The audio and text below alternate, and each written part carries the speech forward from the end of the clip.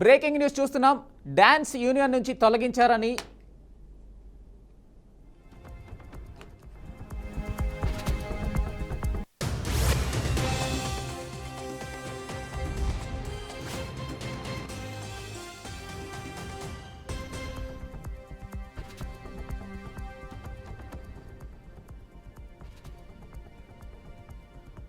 Breaking news చూస్తున్నాం. Dance union నుంచి తొలగించారని జరుగుతున్న ప్రచారంపై కొరియోగ్రాఫర్ జానీ మాస్టర్ స్పందించారు. ప్రచారంలో నిజం లేదని స్పష్టం చేశారు. తన పదవీ కాలం ముగియకుండానే సొంత నిర్ణయాలు తీసుకున్న వారిపై చట్టపరంగా చర్యలు తీసుకుంటానని వార్నింగ్ ఇచ్చారు.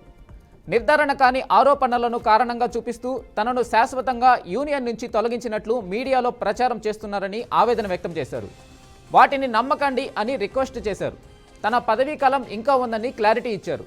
దీనికి కారణమైన వారిపై చట్టపరంగా పోరాటం చేస్తున్నానని వెల్లడించారు. త్వరలోనే వివరాలు చెబుతానన్నారు.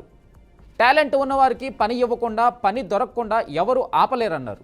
తన కొరియోగ్రఫీలో గేమ్ చేంజర్ నుంచి ఓ మంచి పాట రానుందన్నారు.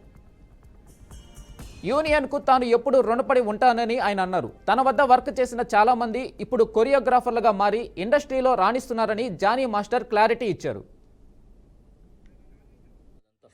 అందరికి నమస్కారం. నేను మీ జానీ మాస్టర్. పొద్దునుంచి ఒక ఫేక్ న్యూస్ నడుస్తుంది. నన్ను డాన్సర్స్ యూనియన్ నుంచి శాశ్వతంగా తొలగించారని చెప్పి. అదంతా ఫేక్, నమ్మద్దు. నన్ను ఏ యూనియన్ నుంచి తీసేయలేదు, నా కార్డు ఎవరు తీసేయలేదు. నేను డాన్సర్స్ యూనియన్లో మెంబరు. అండ్ అలాగే ఏదైతే ఈ ఎలక్షన్స్ నిన్న జరిగినాయో ఈ లీగల్గా నేను ఫైట్ చేస్తున్నాను. ఆ వివరాలు తొందరలో చెప్తాను. అండ్ మీ అందరికీ నేను ఇంకొకసారి చాలా థ్యాంక్స్ చెప్పుకుంటున్నాను. నన్ను చాలా ఆదరించారు మీడియా మిత్రులు కానీ, పత్రికా మిత్రులు కానీ. సో కొన్ని ఛానల్స్ మాత్రమే ఇది అవతల మనసులు బాధ పెట్టేలాగా, అంటే తెలుసుకోకుండా న్యూస్ ఉన్నది లేనిది పెట్టేస్తున్నారు. కరెక్ట్గా న్యూస్ తెలుసుకొని పెట్టండి, ఎందుకంటే దానివల్ల అవతల మనసులు బాధపడతాయి. ఇప్పుడు శాశ్వతంగా తీసేశారు, ఇదంతా తప్పుడు ప్రచారం. శాశ్వతంగా నన్ను ఎవరు తీశారు? ఎవరు తీయలేదు. నన్నే కాదు, ఎవరిని కూడా శాశ్వతంగా తీయలేరు. ఎందుకనంటే పనిని, టాలెంట్ని ఆపే హక్కు ఎవరికి లేదు.